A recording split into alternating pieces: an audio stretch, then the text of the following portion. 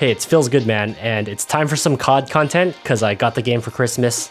Gonna change my reticle. Wasn't a huge fan of the hollow sights default reticle, just really cluttered. Let's see, which one looks good? Blue dot. Unlock criteria, get 200 kills using the Corp Combat hollow sight, got that already. Get 50 headshots using the Corp Combat hollow sight. This seems like an insane amount of grinding just for a reticle. You know what, let's just make it in Krunker instead. I'm going to be making a custom blue dot sight in Photoshop for Krunker, and I'll also be making a scope image, red dot sight image, and Hitmarker image to go along with it. But first of all, why blue dot sight? I knew I wanted to make a video on doing a custom crosshair and red dot image, and I wanted to make the best crosshair as possible for a competitive advantage. At first I was going to make it green to provide more contrast with enemy health bars, but then I realized that ally health bars are also green, so I figured that the opposite color of the color wheel provides the most contrast. Green and red are already being used, but blue is not really used in Krunker, so I thought it's the perfect color to use for this custom image. So here we are on Photoshop, and the first thing that you'll want to do is set up a document that is 32 by 32 pixels, and you can see that's how I've set this up. I'm also creating grid lines, so 32 divided by 2 is 16, so 16 pixels vertical and horizontal, so we know exactly where the center is. Then I'll be using the ellipse tool to draw a circle, so I can also adjust the stroke, so that's like the outline, and we don't want it to be filled in because we're going to do a series of circles. And after that, I'm just going to try to center it right here. Alright, so that looks good. Now I'm going to duplicate it a bunch of times with each circle getting a little bit smaller. So right click, duplicate layer, okay. Then Control T to transform it, holding Shift to like lock it to a circle. Now I'm going to lower the opacity a little bit, so that's like the transparency. Duplicate it again, transform, reduce the size, and then also reduce the opacity. So they get increasingly more transparent as you get like closer to the center of the circle, because it's going to make like a really realistic glowing dot effect, kind of going for a more realistic looking crosshair for this design. So in addition to changing the transparency as it goes inward toward the center of the circle, I'm also going to change the color to make it a little bit lighter. So just using like the color wheel, I'm changing the color of the stroke on the circle. Yeah, that's starting to look pretty good. Obviously it's like really small right now. 32 by 32 pixels is the size of the default Krunker assets. So you could try other resolutions for crosshair / red dot images, but the 32 pixels by 32 pixels like seems to work well. So now for the fun part, I'm going to add a blue outer glow to the blue dot to give it a realistic looking effect. And yeah, that's gonna look good. So I just pasted it into my settings and I think it looks pretty good. I will have instructions on how to install crosshairs in the description if you're wondering, but you can see how the red dot blocks the blue dot crosshair. So it's kind of a cool effect, but what I'm gonna go ahead and do is create a custom blue dot, red dot image. So when you're aiming at sights, the color blue is gonna look more intense, kind of like it's charging up. So first thing I'm doing here is just duplicating the group and naming them appropriately so I don't get confused. And kind of gives you a preview of how like the two images look when they're overlapped. Don't know exactly how it works in Krunker, but that's okay. A lot of this is just trial and error.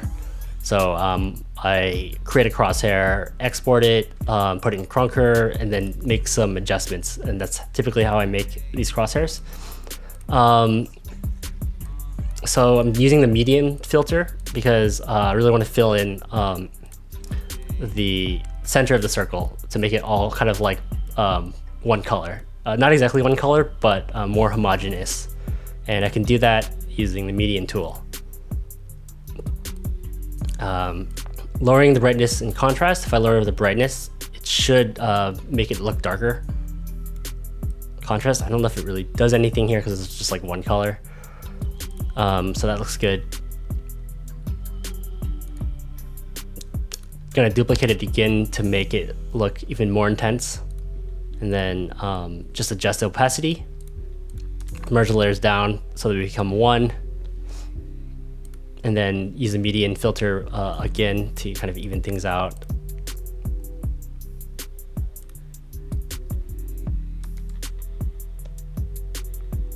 Now I'm just manually going in and like drawing in the color to make it consistent. I've just pasted in the URL for the blue dot red dot image into settings, so let's see how it looks. And you can see here it works perfectly. So when I'm holding right click, the color changes like naturally from a light blue to a deep blue. So I think it's a pretty cool effect. It did take me a few tries. I had to go back and make some adjustments, but here's how it's looking right now. So next step after this is we're going to make a sniper scope, and if you watched my previous video about making a sniper scope, it's going to be similar to that, but fit in with a blue theme. So first thing I'm doing here is setting up a 600 by 600 pixel document to make the sniper scope. I actually tried to do it in 32 by 32 pixels first. Didn't work. I use a really small sniper scope in case you haven't watched my channel much. Just kind of surrounds the crosshair, and that allows me to aim better when I'm zoomed in, so like larger crosshair when I'm zoomed in, but it doesn't block or interrupt my field of view. So now I'm duplicating over the group that I made from the previous document, which was the wrong size, and it's pretty simple in terms of how I made it. Just 2 circles, so the first circle is like the outer circle. It's gonna have a stroke of 1 blue color, and then another circle like a little bit smaller that sits inside it, 0 stroke, so no outline, and then a fill of blue, and then lower the opacity to make it transparent. I uploaded the file, got the link, copied it to my clipboard, and pasting in the sniper scope image, and it's working perfectly. So we got that transparent larger circle that surrounds the crosshair image. So to complete the set, I'm making a custom blue Hitmarker image. I really didn't notice the Hitmarker image that much before. It's white, sometimes it's hard to see. So I'm gonna make it blue by creating a clipping mask and pointing it down to the layer below it, which was the Krunker default Hitmarker that I grabbed from the asset bin. All right, so I got it loaded up. Let's see how it looks. I think it looks, well, it works well. It's a lot more noticeable. I think it's too big, because when it was white, it was like less noticeable, but I want to make it smaller.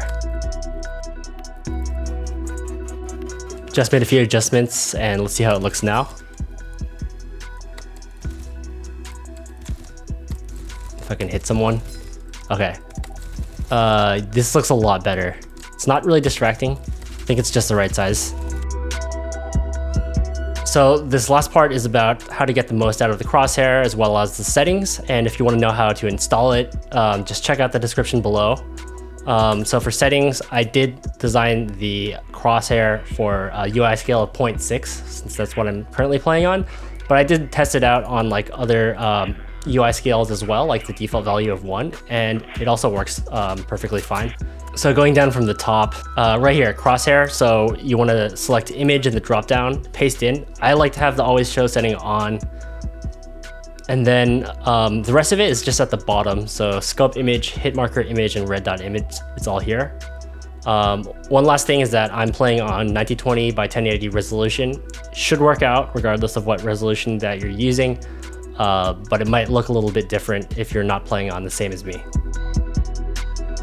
So I'll end the video by showing you guys some gameplay examples with these custom images. But before I go, just want to say that you guys have really made 2019 an amazing year for me. I think I started back in April of this year and never expected that I would like fly past 6,000 subscribers.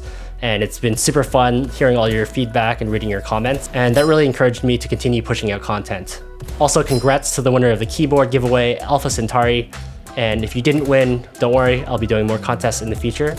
And as always, thank you guys so much for watching. And if you haven't subscribed, please consider doing so if you like what you're seeing.